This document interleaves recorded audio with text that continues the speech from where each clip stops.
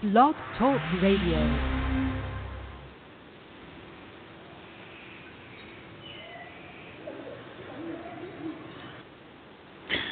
Hello, everyone. I'd like to welcome all of you back to Ohio Exopolitics. I'm your host, Mark Snyder. Tonight is going to be a Billy Meier night. We're going to talk about the Billy Meier case. I got all sorts of stuff to cover, and I have a new and mystery guest who I think is waiting on the line. And I believe this is Greg, is it not? It is. How's it going, Mark? Pretty good. Welcome to the show, sir. Tell our audience a little bit about yourself. Sure. I'm from New York. I'm American. Discovered the Billy Meier case about 4 years ago, a little more than 4 years ago. Haven't stopped looking at it since. I've compiled a bunch of things and like to talk about my experience, how it unfolded for me. And I also have some resources for your viewers that I'm going to direct them to if they want to get more information and wanted to talk about some free downloads they can have and some of the things that the debunkers don't talk about. I want to talk about some of those topics. What's your website? My main one regarding Billy Meier is billymeier.wordpress.com. Mm-hmm. On there, I took excerpts from some of the more interesting contact reports, and I, labeled them in an easy-to-read format. What I found is it was very difficult for me to find the contact reports, the information, some of the important documents, and I tried to make that WordPress site called Beam of Light. I tried to make it easy to navigate, easy to read, and easy to use. Have you ever been to the Billy Meier Wiki yet? I have. I definitely Good. recommend the futureofmankind.co.uk site for the contact reports. They have the most comprehensive compilation of contact reports. Have you ordered and read any of his books yet? Yes. So as soon as I got into the case, basically, I found it on YouTube, I think, is where I want to say I started. I started watching the Randy Winters TV series, and he did a great, That's where I started. Yeah, great like overview. He did a great job. Those are great lessons. He got into the contact reports big time. Yep.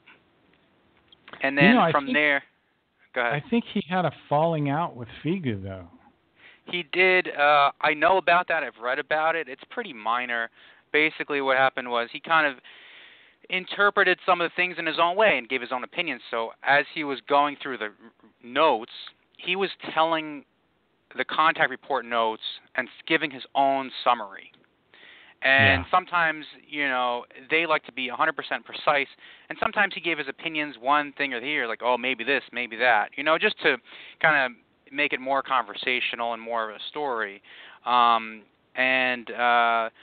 guess he fell away from it when, but I think he served a great part for the mission. But I've read all the contact reports in English. There are still a lot of contact reports that are still in German that haven't been translated yet. I've read The Goblet of the Truth. I've read Might of the Thoughts. I've read The Psyche. I've read The Way to Live. And dozens, if not, hundreds and thousands of pages of other excerpts and other articles and essays, and I got the newsletter too. You sound like me. I have been going back through the Might of Thoughts, and this is my 6th time through, and I'm finally starting to understand this book. Finally. I'm not saying I can apply it. I'm starting just now getting to be able to apply it. I sent an email to Marion Eulinger Mondrian. I don't know if you've ever seen her name, but she does a lot of the translations. She works right with Billy, and I've been fortunate enough to have this little dialogue with her on and off for a year or two, and she said that she has read, she didn't say which book, but she said one of the books, I think she said she read like 10 times, and it was like she was getting more out after the 10th time, if you can imagine. Yeah. I will say I do do have a little bit of background in German. My grandparents are from Heidelberg, Germany, so I used to go over every couple of years. And I do have a little bit of German language knowledge. I can speak and understand it. I do read the German halves. I've read Goblet of the Truth in German and also Meier the Thoughts in German. And I'm working on OM, which is completely in German. Available? Oh, you're reading it in German. Good for you. I'm only wow. reading it in German. I can pick up maybe 30 to 40%, but the code that they talk about that's embedded in the text is still effective and releases impulses. So I'm about two-thirds of the way through It takes me It takes about 15 minutes to read 2 pages. Oh my gosh! Can you tell? Do you feel it? Are you somehow aware of the code affecting you? Well, that's a good question. I've thought about that for a long time, and I'm very interested in the impulses, the fine fluidal energies, the immaterial, the swinging waves, as Billy refers to them. Yeah. There's a book about it, but I haven't bought it ready yet because it's German only and it hasn't been translated. So I've read excerpts from the book, and everywhere we go and every person we interact with, we subconsciously interact with their swinging waves, their vibrations, and maybe even their thoughts and feelings that come out. As far as the code is concerned, I will say that the Om and Goblet of the Truth read very similar. They're kind of about the same stuff, the same topics. And there's certain language that's used it seems to me very smooth and soothing and continuous. It's very continuous. It has a flow. And sorry to interrupt you. I didn't mean to interrupt you.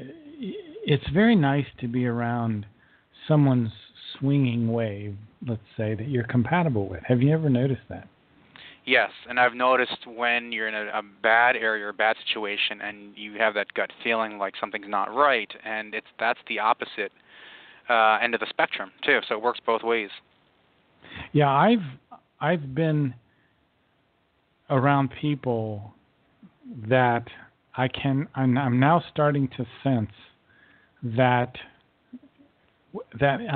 tangible, that energy, whatever that is, and I have to watch myself because I find that, and I can't put it into words. There are some people, and I mean people that I've interacted with for years, and I have feelings for it and whatnot, family, friends, that sort of thing.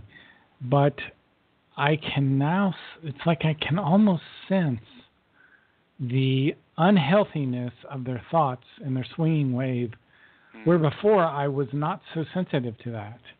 Does that sound crazy to you? No. And every time, once you read these books, once you read the contact reports, which it takes a long time. I want to tell people it takes a long time. Just start at the beginning, and every few nights just read a few contact reports, and however long it takes you, that's fine, But once you read the contact reports, it demonstrates that Billy does not want attention. He didn't put this upon himself. It's a great burden for him. He's almost died many times, and he risked his life many times to bring this information out. And you see when, they talk in the contact reports about, members that aren't getting along and all these problems and stresses, and you say, wow. They wouldn't just make, if he was making anything up, he wouldn't be inserting all of these bad things happening. So there's good and bad going on in these stories, and the content reports are, as it's happening or shortly after it's happening, and there are surprises in there all the time. So I would say I started reading the contact reports first just to get an idea and wrap my head around what was going on, and then later on I got into some of the books, starting with the psyche, and then I got into the the bigger books. And I think that the psyche and the way to live is a good beginner book, I would say. I think if you want to get really into it, Might of the Thoughts is very complex and takes a long time to digest, but the way to live is short sentences and verses that are just kind of general and very helpful also. Yeah, the psyche, it was very interesting. It was the first time we went to Arizona. I went to the Munns Park study group out there. Right. And I was in the Flagstaff airport, and I had bought the book when I was at the meeting, basically. And I bought this book, I bought the Psyche, and I bought the Might of Thoughts. And I was in the airport, and I was reading this book, and it was so profound. It was just absolutely, like the first 25 pages of this were just so, it's just like I cannot even begin to describe it. But there is one thing that I will read quickly. Sure. Because it relates to the swinging wave that we were talking about. Okay. And this is page 10, and they're talking about the Gemut. Okay. The Gemut is referred to as that spiritual block and factor which within the spirit body of a life form, in this case the human being, regulates and looks after the spirit consciousness-based feelings and the spirit consciousness-based thoughts in itself in a constant equalized form. Contrary to the psyche, the Gemut of the spirit realm cannot be influenced by negative powers, e.g., negative thoughts, etc., but only by neutral positive ones, which therefore means that only powers corresponding to an equalized form of positive and negative penetrate into the Gemut, through which the Gemut always exhibits an equalized harmony. So this is the way these books read. Yeah. You know, they're so profound. Like I had to read that first couple chapters in the Psyche at least a dozen times, I think more, for me before it really sunk in. And I think they recommend that you read the Psyche first and then the Might of Thoughts, if I remember correctly. Yes, because Might of Thoughts is more complex and Psyche is more of an introduction, I think, to it. Also, on my WordPress site, billymeier.wordpress.com, one of the excerpts is about the pineal gland and how it's connected to the paranormal. And, you know, I see all these people talking, you know, on other sites and other so-called truth seekers that are, you know, talking about the pineal gland. But this excerpt, or it's an explanation by Ptah. It's about fine fluidalness of the fine spiritual perception and telepathy and levitation and teleportation, all that. It's an explanation by Ptah. And he talks about the Gemut and also how sort of like the swinging waves are, you know, picked up by the pineal gland. That's the antenna for these waves and the fine spiritual perception. And we actually have 7 senses and not just 5. He talks about that. So I found that it was the best, you know, scientific description of how fine fluidal swinging waves can be perceived by us, and that's the explanation by Ptah on the Beam of Light site. There is a passage in the Goblet of Truth, if I can remember it.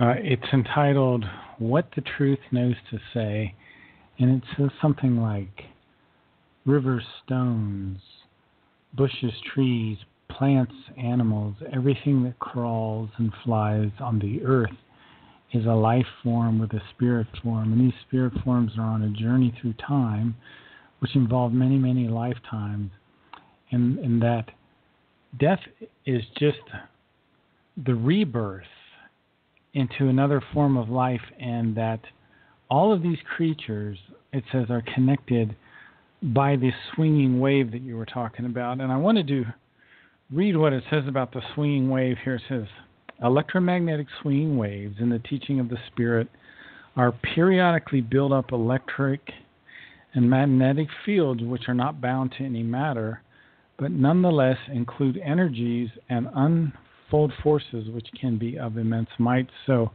I think later on in later reincarnations, we might be able to use these swinging waves to do pretty amazing things. What are your thoughts?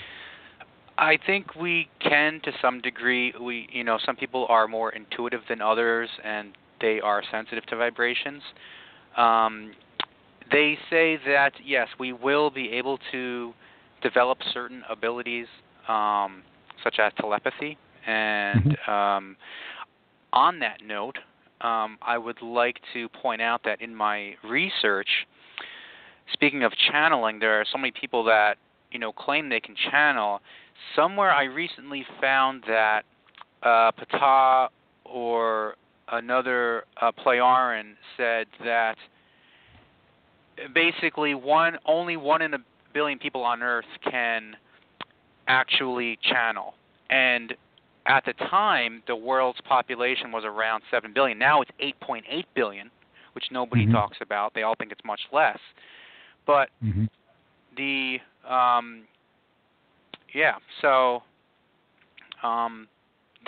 actual number of people that can channel is only 7 people on the planet, and none of them are going public. So all the people that you see on alternative news sites it's not authentic, and it's a form of imagination or schizophrenia, or even as well-meaning as they are, it's not authentic, it's not real, it's not possible, because they haven't been trained specifically to do that with their abilities, or they're not able to because they're not developed yet. Their spirit form isn't developed enough. It's weird being in this field because I feel myself in 2 different worlds. I really my interest is really just the Meier case at this point, but I do have other guests on. You know what I'm saying? I do have other guests on, and I just kind of go with the flow. You know what I mean? Because the Meier case, one thing I can explain it is it's like a light shining in a dark room, and it rewires your whole brain. And I can't expect these people to just, have their whole brains rewired instantly. So I don't know. It's a very weird field to be in. Like, let's just take the concept of disclosure, because the one thing that I've learned, and I would be interested to hear your thoughts on this, is I don't really have a need for disclosure anymore. What are your thoughts? Well, I do. I wrote a poem about it. If I can read it to you, I'll look it up. Sure. My other personal blog is gregdougall.wordpress.com, and it's Dougall. It's also called Cosmic Love, is like the title of that WordPress site, and the subtitle is Outer Space and Inner Spirit. So basically, I posted stuff like all the other people that interested me. I posted stuff about channeling and chakras and energy and outer space sightings and UFO claims and things on other moons and structures and other things. Anything I find, I wanted to compile it and look for the best stuff and put it all in one spot. And basically now it's like 90% Billy Meier related, and then 10% scientific advancements that corroborate what he's been saying all this time.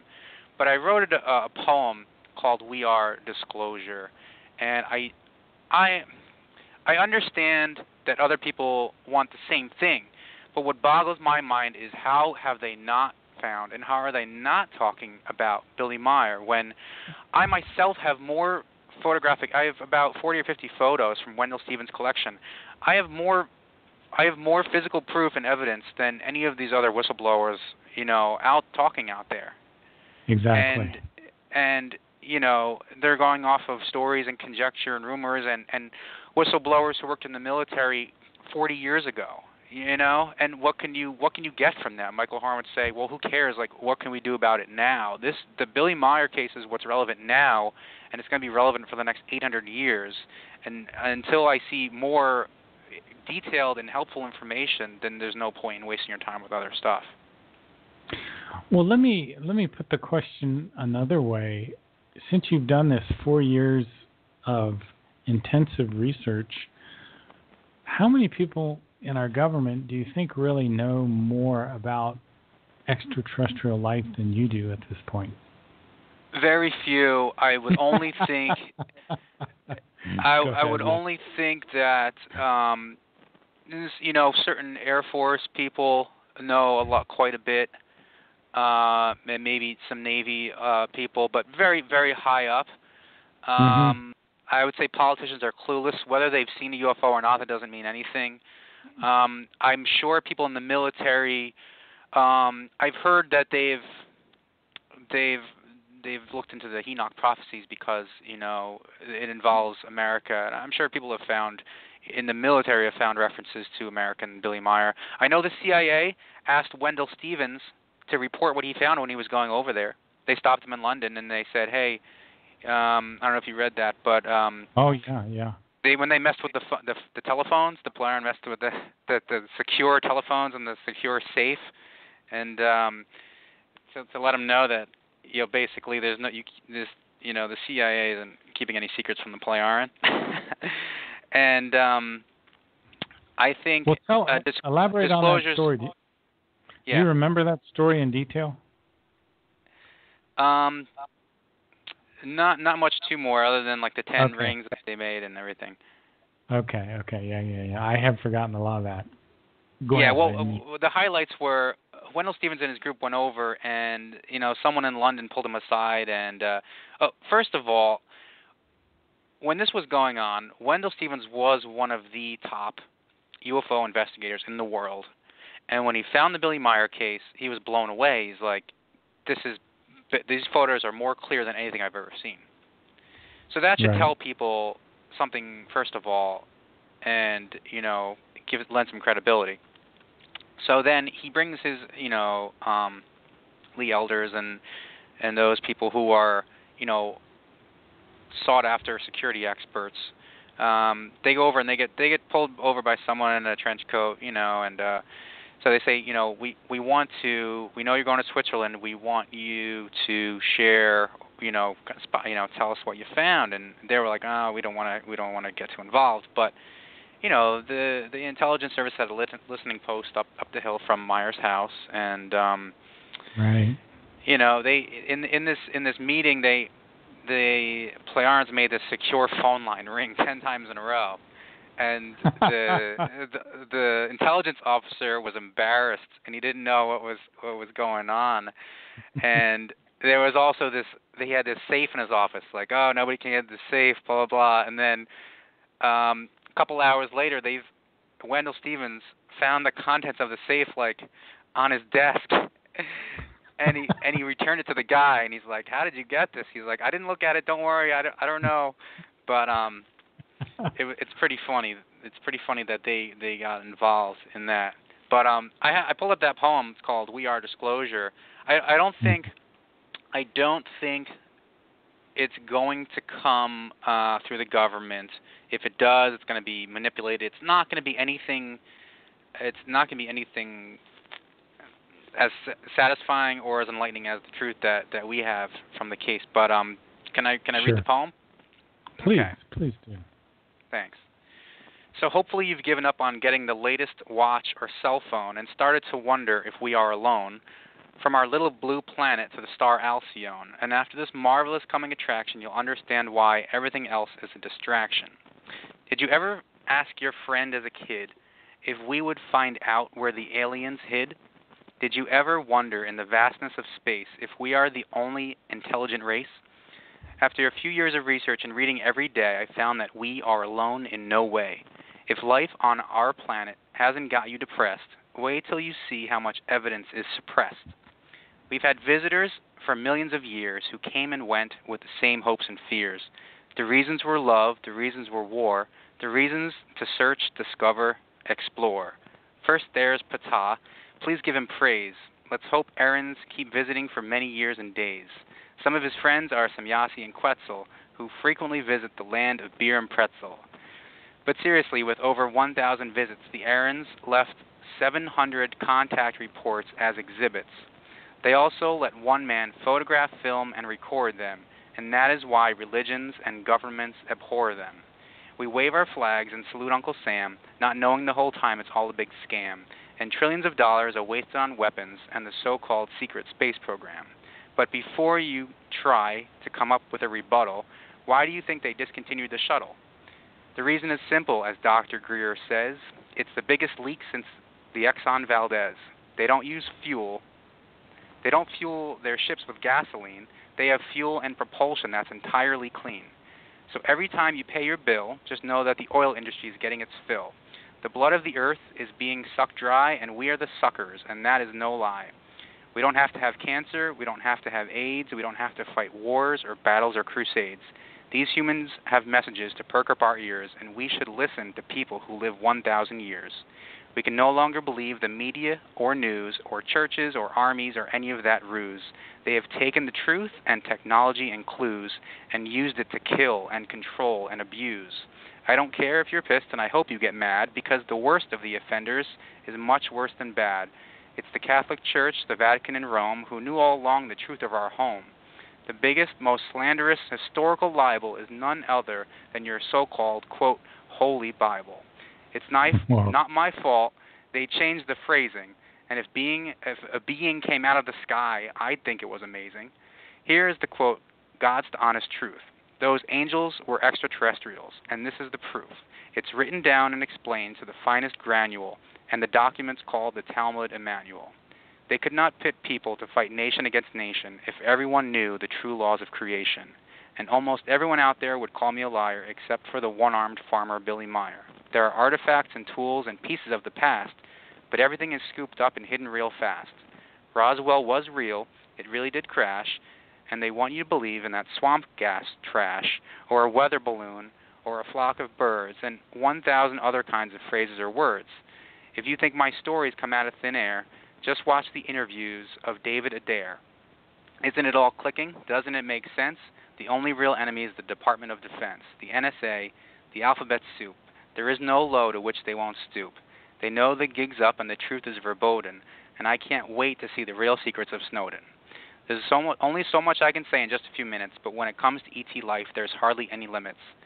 Our galaxy has 156 billion suns, so how many systems have life? There are tons. 7 million planets have life of some kind, and half of these have human life to find. There are 3.67 million human civilizations, and we think we're hot stuff with 195 nations. You do have to wake up and turn off your phone. There's so much to learn about what is unknown. We need to get out and spend time outside and appreciate the planet on which we reside. We need to look higher, look up at the stars, and ponder the pyramids and bases on Mars. We need to ask questions and get to the truth. You can be a detective, reporter, or sleuth. We must understand our galactic history, and everything else will cease being a mystery. I'm giving you tools. I'm giving you hope. I'm giving our government a noose made of rope. Declare your freedom. Declare your independence. Study the ways of love and transcendence. So will you take action? Will you take to the streets? Do we demand justice and remove the elites? They're responsible for holding us down, for trying to hold us underwater till we drown. Reclaim your consciousness. Take back your rights. I want you to shine brighter than UFO lights. For everyone wondering when they'll get closure, I hate to admit it, but we are disclosure. Very well said. You should send that to Figu. I think that's beautiful. Thanks. Great words, man. Very insightful. That's fantastic. Have you studied the Giza intelligences at all? A bit. I do know that, contrary to what a lot of people in the UFO community industry claim, that there's no evil ETs, right? As Michael Horn say, there's no little grays, there's no reptilians, there's no evil ETs anywhere. Recently this came out that there's no aliens in Antarctica. So Michael Horn asked Billy is there any Nazi bases or ETs in Antarctica? Just in May of a couple months ago when he was over there. And Billy said, no, there's no aliens in Antarctica. The only Nazi base was an old, insignificant outpost, and it has no significance. So that debunks the entire Antarctica as Atlantis, thing. First of all, the Giza intelligences were a small number of very old ETs that had a base under the Giza pyramids that manipulated many religions and religious people, but that was ended a few decades ago. So this was happening in the 70s and 60s and 70s and 80s and maybe in the 90s that and 2000s that was gone. They took the Plarians came in and extracted those remaining people. So, and as far as the Men in Black are concerned, few people more know about it than Billy, but the Men in Black, some of them were from the Sirius region, and they were also arrested and located and taken away. So currently, I don't, according to Billy, there's no evil alien agenda or anything under the Giza pyramids, but what do you have to say about Giza? Well, did you study when Billy and Ascot went to the headquarters of the Giza Intelligences? That is a fantastic contact report.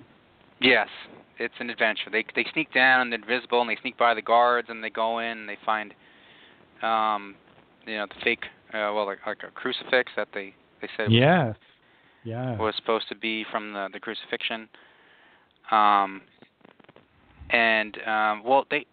They showed Billy things firsthand, and so he would know from himself what's real and what's not. Yeah. That whole case is so fantastic because he goes, his time with Spoth is over and he's going to meet his new mentor, and I think he's only like 16 years old, and he goes up on top of this hill, and out of the sky comes this robotic craft, and he said it felt just like when he was pulled in the Spoth ship. It was almost like being lifted up by ghostly hands, and there was the flash of light, and then he couldn't see the ship anymore, and he couldn't see his own body, and he's hovering over his village where he lives, and then he shoots off to the Middle East. It's a fantastic story. I mean, the contact reports, man, they're just amazing. I mean, there's so much information there. It's just astonishing. There's so much, and I want to offer something to your readers. I've made 2 compilations from the contact reports. So the first one, if anyone's interested in outer space, science, the history of our solar system, stars, dark energy, Billy knows 100 times more than all the scientists put together on Earth. So I went through all the contact reports one at a time, and I pulled out the outer space related information, and I put it in a PDF or a Word document, basically. I just put it all in there, and it talks about dozens and dozens of different things in detail. So that's on my Beam of Light WordPress site, the billymeier.wordpress.com. That can be found on the download page, basically, where I offer some documents, and it's offered for free, so people can take a piece out of the contact reports and learn about the space-related stuff as they're going through the rest of the contact reports.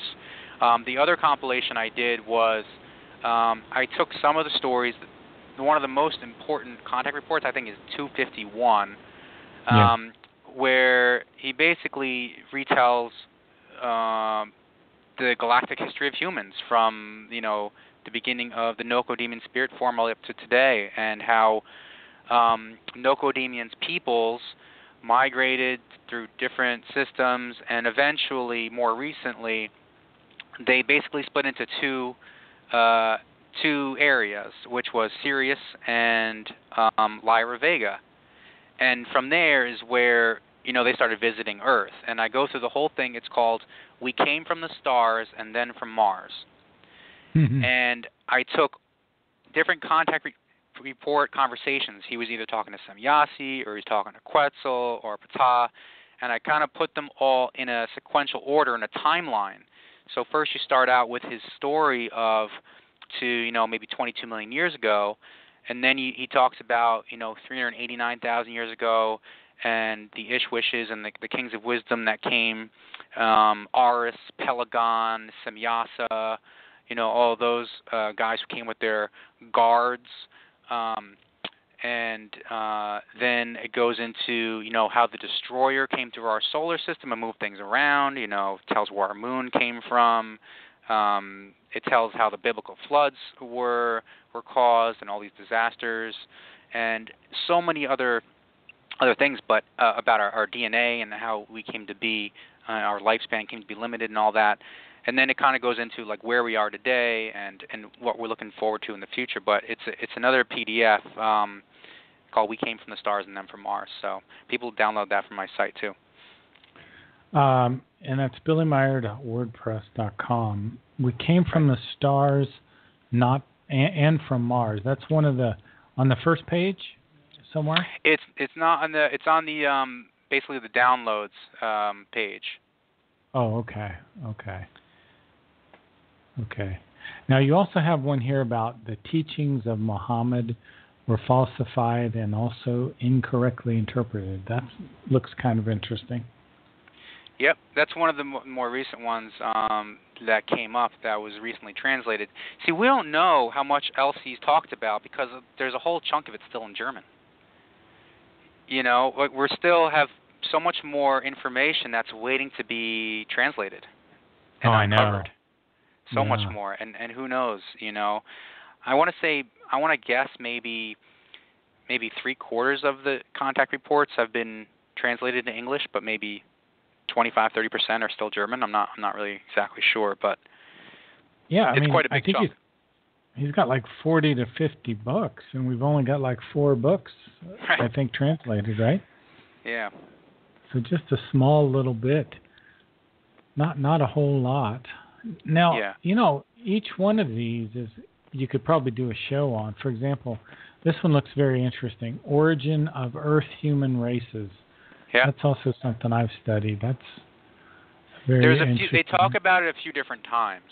He has the conversation with a few different people. This is just one of the excerpts. So on the main page of Beam of Light, it says important spiritual and scientific information from beyond the Pleiades and the Plejaren system. And let that be a note to readers out there that the Plejaren are from the Plejares. It's not the Pleiades. It's a different place. It's in the same direction, but it's not the Pleiades, and they don't consider themselves Pleiadian.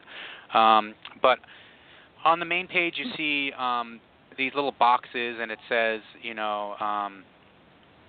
facts about our sun's soul, and it's about things about the Tunguska crater and the ages of the Egyptian pyramids and all these different topics. These are excerpts, but up on the top it says about, and that's a little summary of his life. And then to the right it says ebooks is where the downloads are. Okay. The ebooks is where I have you can download the Goblet of the Truth for free, which is directly sourced from the Figu website. And then you can see We Came from the Stars and Then from Mars, which is my compilation of the true galactic history of humans on Earth, according to Billy. And then the space-related excerpts I have, and then the destruction of the environment as a consequence of overpopulation, which is another good article. And also the family tree lineage of the Nocodemian spirit form and Billy's previous personalities and related people. When you put all this together, it just makes so much more sense. When you read the Talmud of Emmanuel, you read the contact reports, and you slowly find the rest of the information and put it all together. I mean, it becomes complete. Have you ever studied the planet Malona? Yes, that is detailed in We Came from the Stars and Then from Mars. For those people who don't know, Malona or Phaeton was a planet in our solar system. It's now the asteroid belt. So there used to be a planet where Mars is, and Mars used to be in the spot where the asteroid belt is today. And I have a very good picture in my ebook here, We Came from the Stars and Then from Mars. There's a very good picture of the solar system, and it shows where the asteroid belt is today. That used to be a planet, and Mars and Malona used to be switched in positions. So when I say we came from the stars and then from Mars, what I mean is Nocodemian's people, right, and these spacefaring races had all these, trials and tribulations, and they went all over the galaxy, looking for peace or looking to escape or explore new places. And they came from the stars. They came from very far away. And then they came to Mars, Malona, and Earth. Then they came to our solar system. But there are,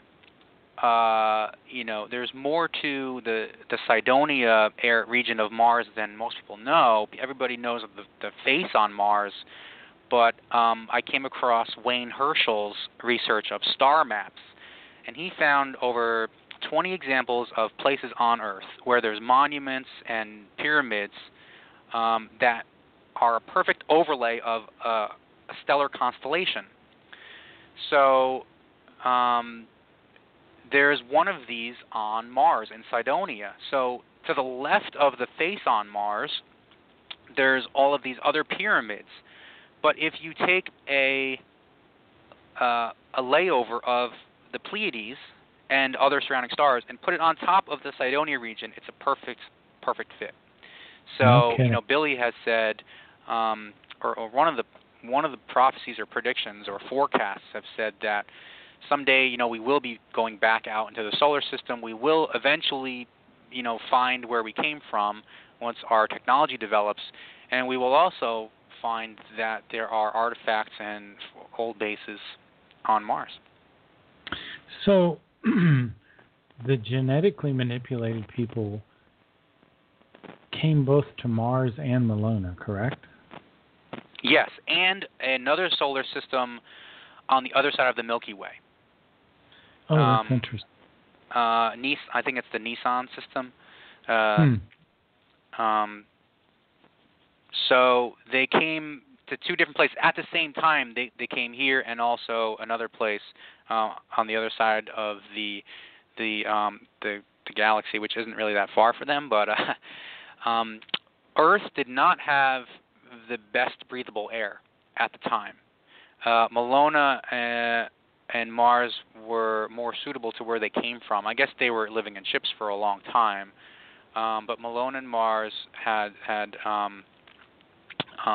pretty good air. Then when they were forced to leave Malona, Malona was blown up, and then Mars, they knew it was coming. They knew there was going to be, they may have known. I think when the destroyer came through, the sun belched out, it rocked the whole solar system, and the atmosphere was stripped from Mars. But when they were coming to Earth, they had to sort of adjust to the Earth's climate and atmosphere and air because it wasn't quite perfect for them. It's such an amazing story, that whole history of the genetically manipulated people. And so for people that are listening to us that may not know, we have been genetically manipulated. Our heritage, it's part of our genes now, to live a shortened lifespan and to have increased aggression. Right. Now, why was that? Why do we have that, Greg? We did that because one of the ET groups he talked about went to Lyra Vega, and they sort of developed peace. 50,000. They've been in peace for 50,000 years. The other group that went to Sirius, they developed themselves very highly, very quickly, very spiritually, but they lost the physical capabilities, the strength to fight and defend themselves. So they became very advanced, but lost the ability to fight. So because they were so advanced, they created a race that had a shortened lifespan and more aggressive, and it did help protect them from aggressor races. So they came up with these armies, or these humans like us that looked like us and lived like us, and they protected their creator race. And then eventually they got to this problem where our ancestors kind of wisened up, and and they kind of wisened up. They said, hey, what if they turn against us and attack us?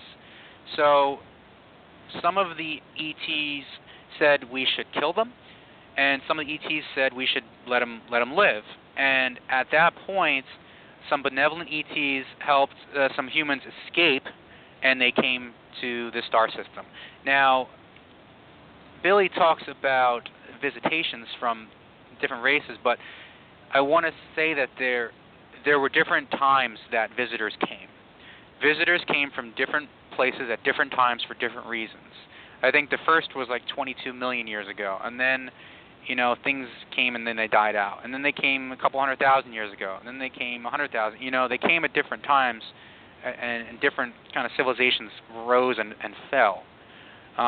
So I can't talk about just one example because it's been happening forever, and I don't have the exact dates. But he does go into the exact years in the more recent times of what happened. And I believe the people from the Cirrus regions were called the creator overlords, right? Yes. Very interesting terms. And he only seems to use that term in Contact Report 251. I can't remember him using that later, but it's an interesting term. It has a connotation that I think it's fascinating. And what did they call the people that came? Because there were certain people that came with them to our solar system. They call them the benefactors or something like that. The people that didn't have the genetic manipulations. The people that would still live 1,000 years or whatever. Right. They came for different reasons, I guess. I don't remember the term. I suppose they were the benevolent protectors, or the they were more forgiving, I guess, or compassionate. Yeah, the benefactors. That's very interesting. And the impression that I got when I was reading this, and maybe it says something specific that I'm not remembering, but I remember after I read this, that I got the impression that we really can't be out into space, or shouldn't be out in space, until this genetic manipulation is fixed. Did you get that impression? Yes. So they say that there is one gene that was manipulated, and eventually we will discover this gene and we'll be able to correct it or reverse it. I want to point out too that this gene, I'm reading the document here. This gene is what religions used to refer to as original sin. Yes, the old. It makes sense. I was raised in a Roman Catholic family, and very early on things didn't make sense for me, and by the time I was a teenager I was basically done, and I said, well, this doesn't make sense and I'm going to find my own path. But I am amazed how many things are correct from religion, how many things are right, or how many ideas they did get right. They came close, but the language and the words are all different. It's you use one different word and it changes the whole story. Mm-hmm. Greg, I have a caller. They've got their question mark up there. Sometimes that means they have a question or they want to make a comment. So I'm going to bring someone on the air here. 830, did you have a question? Actually, I was kind of listening in. Okay. I have more of a story, but it's not right now. I don't think would be the time. But if I could, maybe at the end of the show, or closer to the end, maybe. Okay, thank you. I'll put you on mute. Sometimes it's hard to tell if Usually I get a little question mark there if they want to come on, and he did. And so we were talking about. We were talking about the gene manipulation. So they basically say other ET races really don't want to meet with us until we fix our own problems First of all, Exactly. we're not warlike anymore, and we also, at probably the same time, would figure out the gene manipulation and fix that, and then we can, we'll have better lives. We'll be able to develop the way we should according to the spiritual teachings, the non-religious spiritual teachings that have been taught, for tens of thousands of years on this planet. And they don't want to meet with us basically until we're peaceful. It's very interesting. It made me look at us here on Earth humans, in a completely different light. And I see us as in big trouble when I read this about the genetic manipulation. And it really made a lot of sense to me. Did you have that same kind of reaction or something different? I did. Well, it just clarified a lot of things. Everything that I've read from Billy Meier so far in the past 4 years straight, and I've been reading his stuff every day, is that it just makes more sense. It's more detailed than anything else out there. So, once you go through the information, I've never met anyone who's read all of the information and didn't eventually, embrace it. I really hope he's wrong about some of these prophecies about the U.S. Oh, they're ghastly. I'm hoping maybe the best case scenario is that the U.S. is just called something different, and it doesn't. Right. I am, trying to work on the San Francisco quake problem because I'm pretty sure that's going to happen in my lifetime. Oh, really? And I don't think the Yellowstone caldera eruption will happen in my lifetime. I think that will be, could be a few hundred years from now. But yeah, I know the World War III is less severe of a threat, I think, than it was, in the 70s. At a certain point in the 70s or 80s, it was a high threat of happening. I think now, behind the scenes, the big powers, Russia, China, and America, have some alliances, and they know what's going on, and everything else just to show. As far as things that are going to happen, 2 civil wars in the United States, it's making a whole lot of more sense now than it did just even a couple of years ago. I know there will be viruses that come from outer space, and I wrote about this on my WordPress on the Greg Dougall one.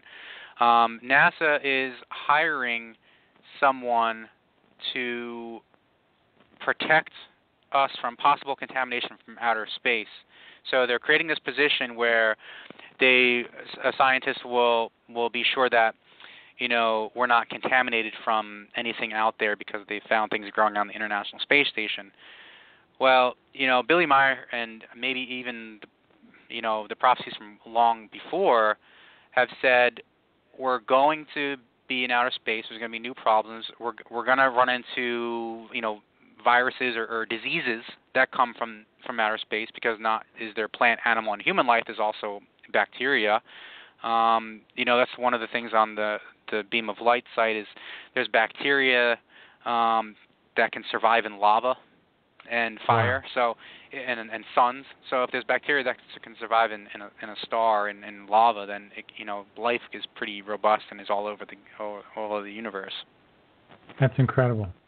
I don't remember that. That's amazing. But why is NASA creating this position to protect us from possible contamination in space when they don't think there's any life anywhere in the universe? The story never makes sense. Now, did these creator overlords, would they still try to destroy us if they came into contact with us? I don't think so.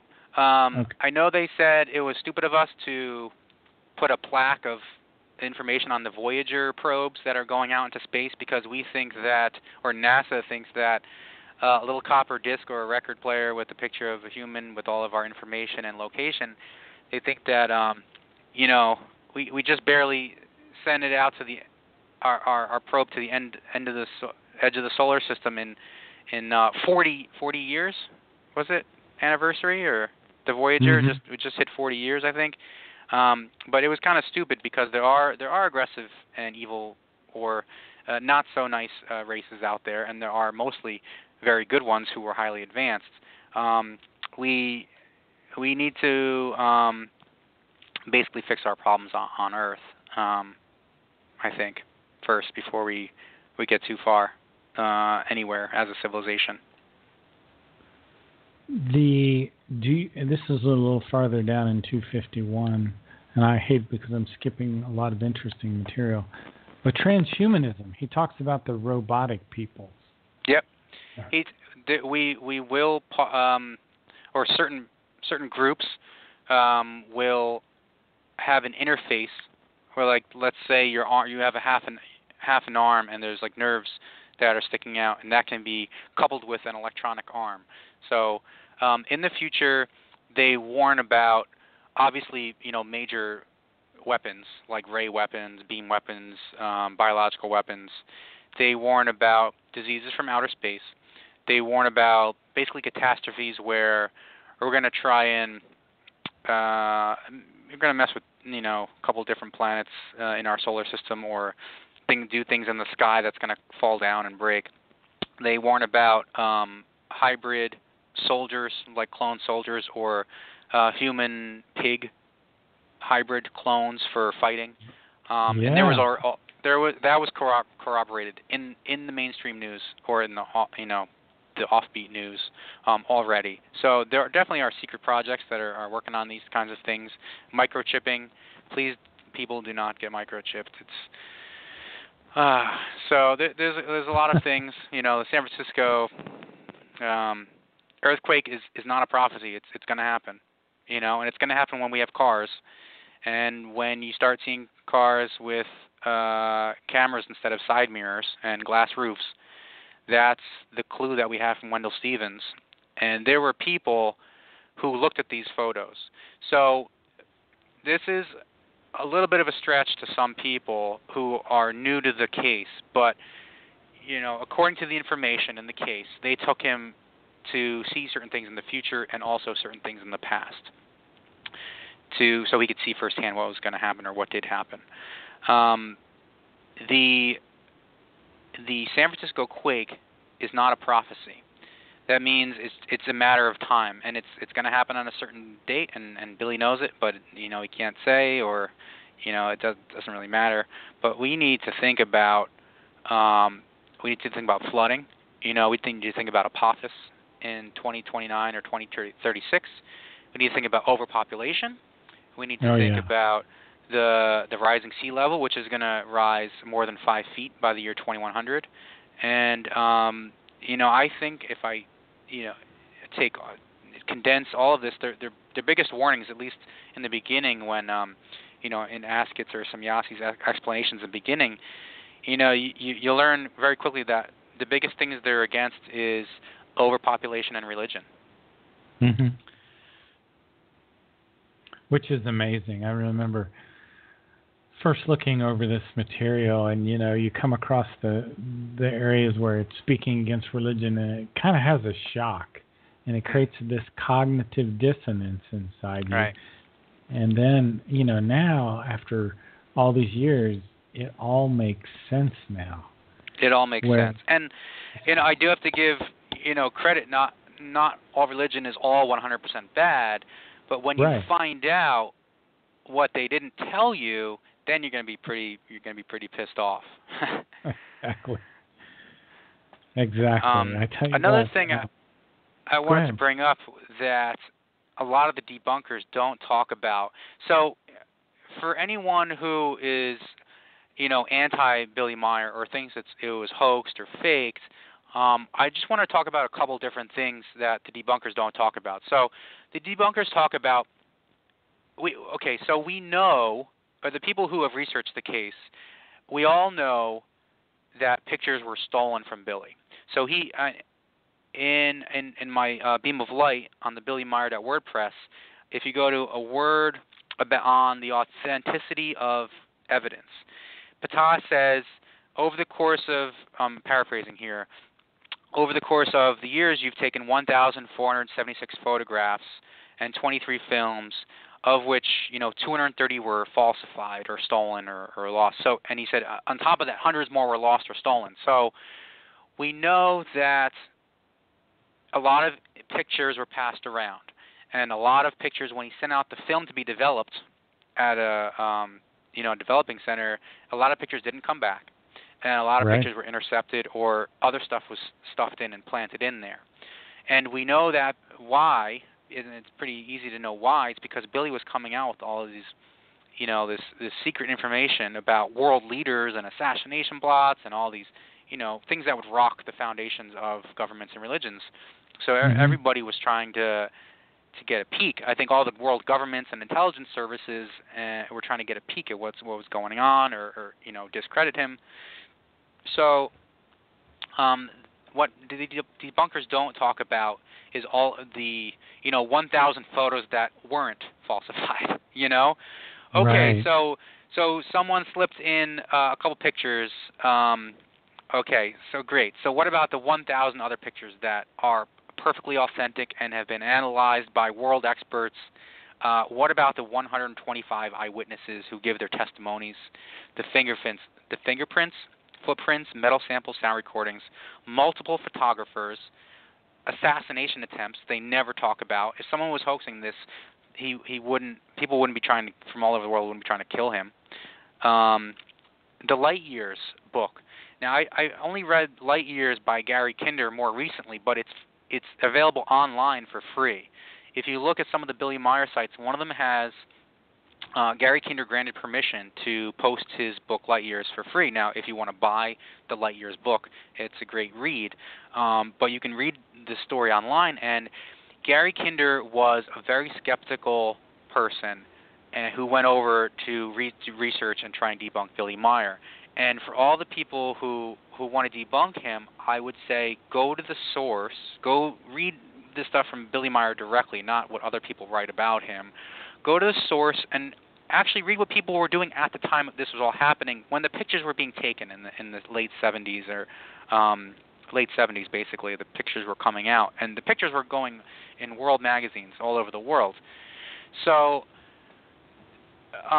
the pictures, Light Years, Gary Kinder gives the word-for-word accounts of all these people that drove Billy to the contacts, or people that were witnessing events. People were witnessing all of these things.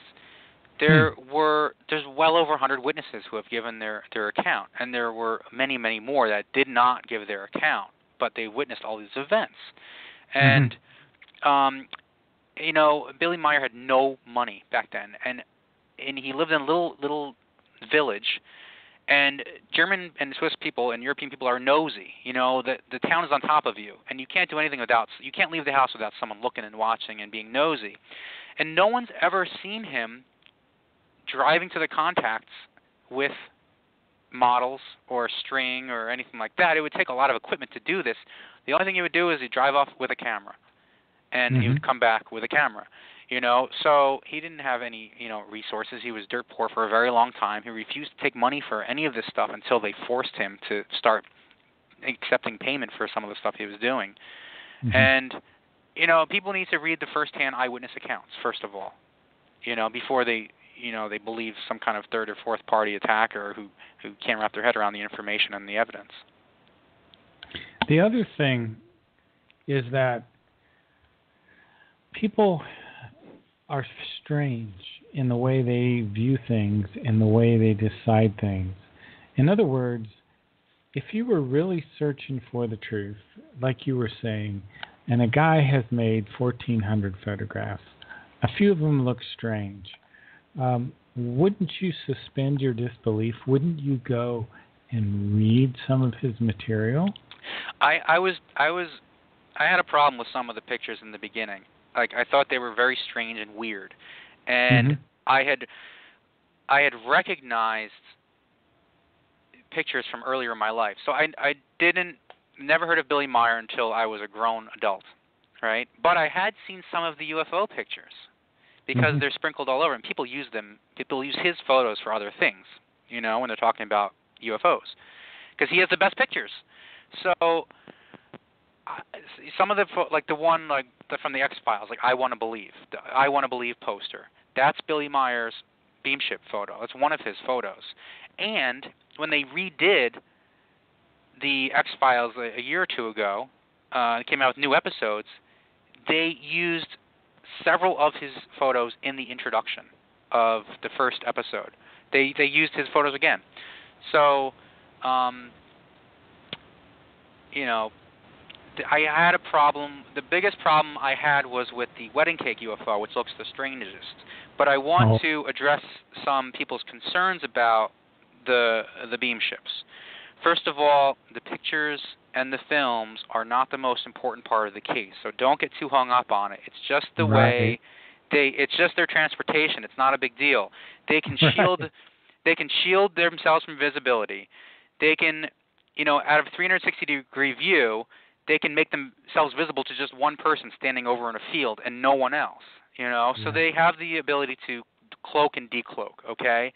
Then they have the ability to shift and jump out of time or sequence or dimension or whatever you want to call it, so they can just, pop in and out of places. Then they did demonstration flights. So they did demonstration flights, and they said, we're going to make this look like it's swinging on a string, like to get people's attention. They said this. They laid a few traps, for stupid people or for skeptical people, not skeptical people, but for the attackers. They said, at this time, everyone's going to be claiming to have contact with us.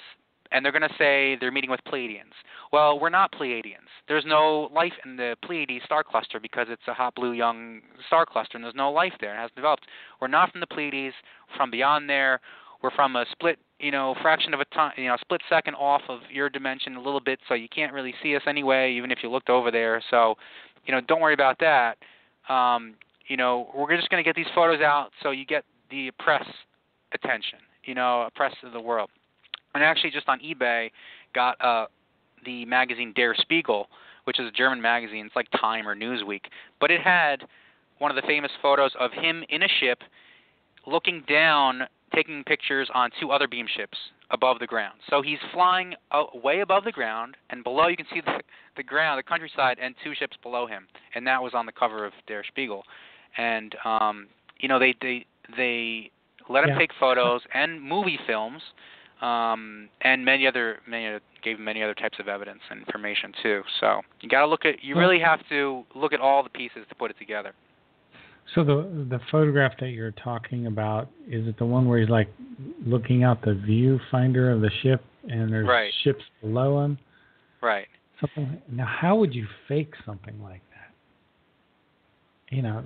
That's unbelievable. You know what I'm saying? Yeah. How could you fake something like that?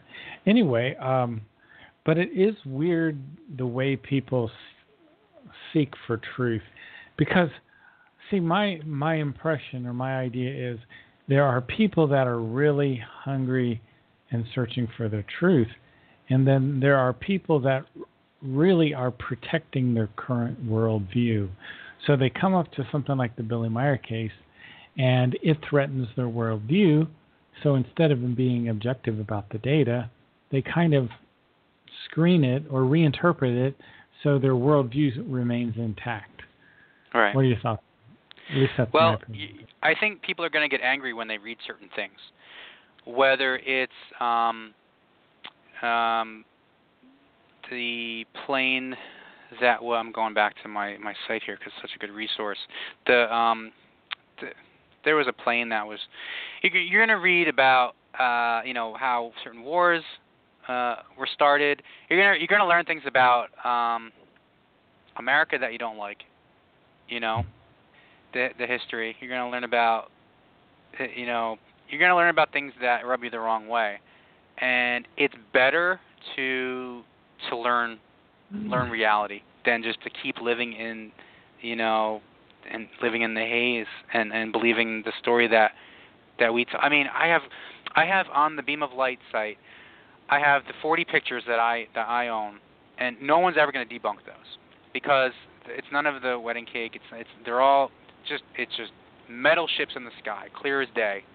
I have the history of Merlin and the ET and the sword Excalibur. Stuff about how ETs, the truth was covered up by the military-industrial complex about War of the Worlds and things that are fake, like. Where are your photographs? The photographs are on the beam of light. It's if you go from the top, it's 1, 2, 3. Well, I type in the search box. I type in let's see, 4. I type in number 40 because the title is 40 out of over 1,400 pre-digital photos of benevolent ET craft. Now, you can type in that whole phrase in a search box, or you can go to my site, billymeier.wordpress.com, and type in 40, and it's a little slideshow of 40-plus pictures. I've since gotten a few more pictures. They're from Wendell Stevens' estate, and other people have picked them up some too. But this guy from Colorado got his hands on Wendell Stevens' collection. So he has all kinds of non-Billy Meier stuff, but he had Billy Meier stuff too, and he sold like film negatives and VHS tapes and photographs and all kinds of things from Wendell Stevens' collection. So I have pictures of 4 UFOs in one picture, 2, 3 UFOs in one picture. I have one with the sun shining behind it. I have one with a tree in front of it. Just really clear photographs. And I look at it all. I still look at them all the time. Oh, and yeah. Yeah, I'm looking at them now. They're really great. And these were mostly taken in the 70s, right? Yep. One of them has writing on the back. It says June 12, 1975. Mm-hmm. So he went public. So he started taking photos in India in the 60s.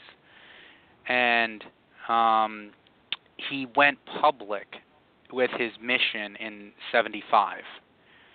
And that's when, the photos started picking up.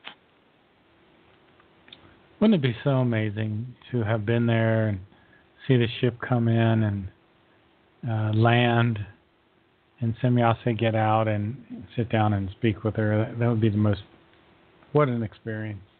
Yeah. I still think, do you think we'll be visited, openly in the next 50 years by any race from beyond Earth? Openly? Yeah, publicly. Publicly? I think if we make just tremendous progress spiritually, perhaps. But I think might take a little longer than 50 years. Yeah, I think so too. But they mentioned, they said, some race may show themselves in like 97 or 95, but then like, it's not going to happen. But I always wondered about that. So I just learned again more information. So every time I go back, I keep learning new things. So they said, maybe you'll be visited by this one race that's not related to us in like this year, that year. But then it didn't happen, and I didn't know why.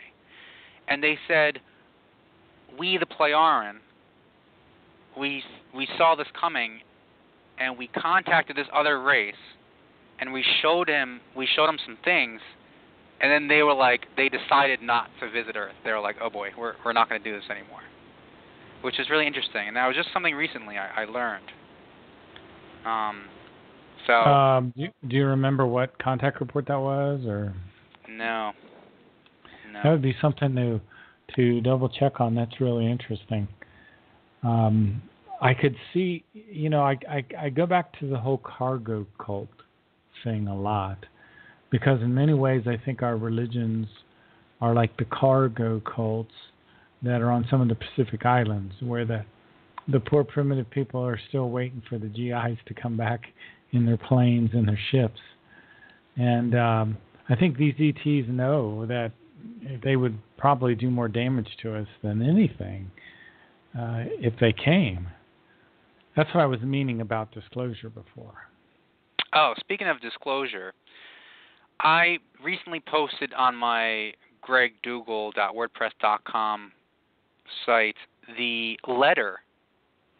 So the letter from the Plejaren to the United States government.